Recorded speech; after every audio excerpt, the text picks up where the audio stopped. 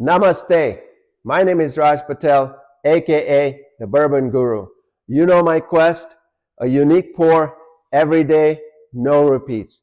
Today I have a bourbon from 1792, which is a distillery in Bardstown, Kentucky. So let's go a little bit about 1792. What is the significance of 1792? So on June 1, 1792, Kentucky separated from Virginia and became the 15th state. So that's the significance of 1792.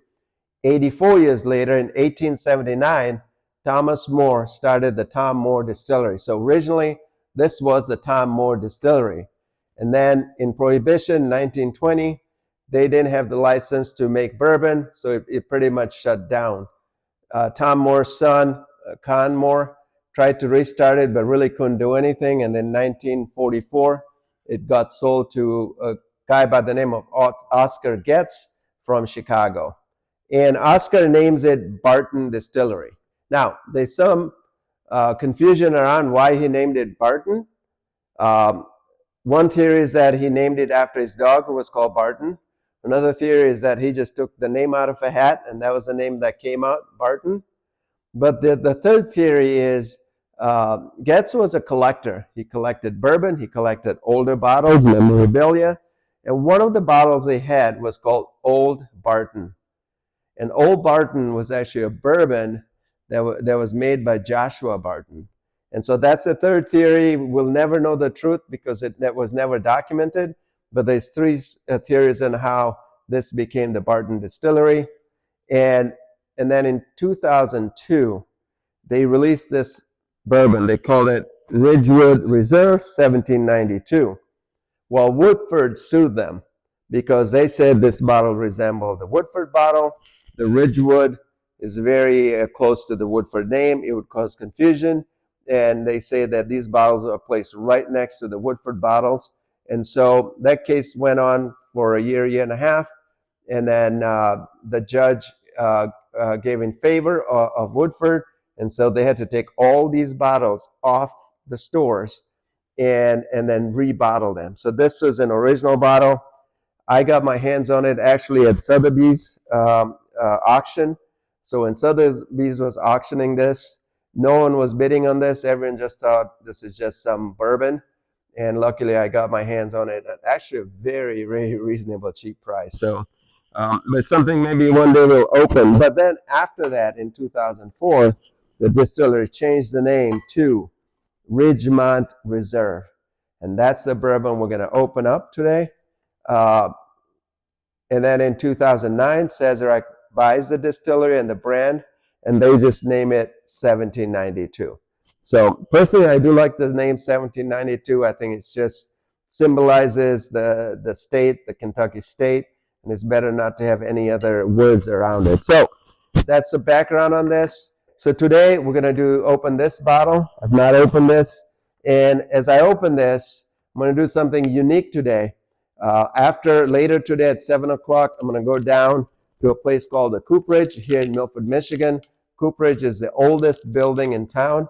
It was from the late 1800s. So I think it's very historic. It's very close to when Thomas More started this distillery. So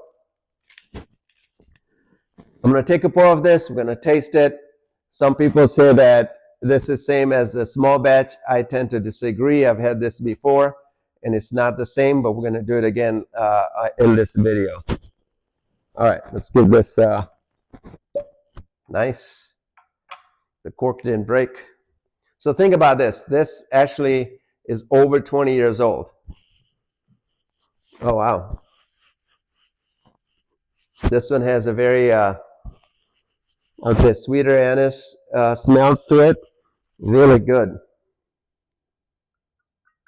I'd say it's more sweeter, fruity. Look at the color on that.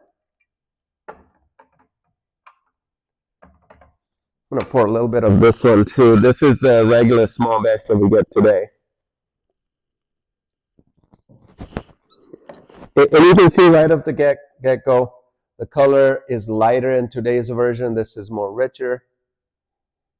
Clear difference in the nose. Oh yeah, I love the nose of this one.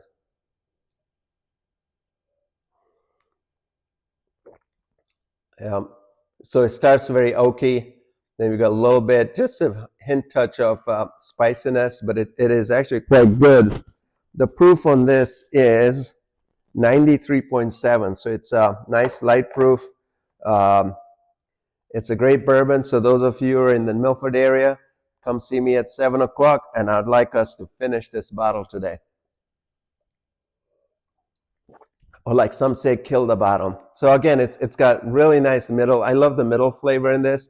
Doesn't stay that long, but it's great flavor. Let's try today's version.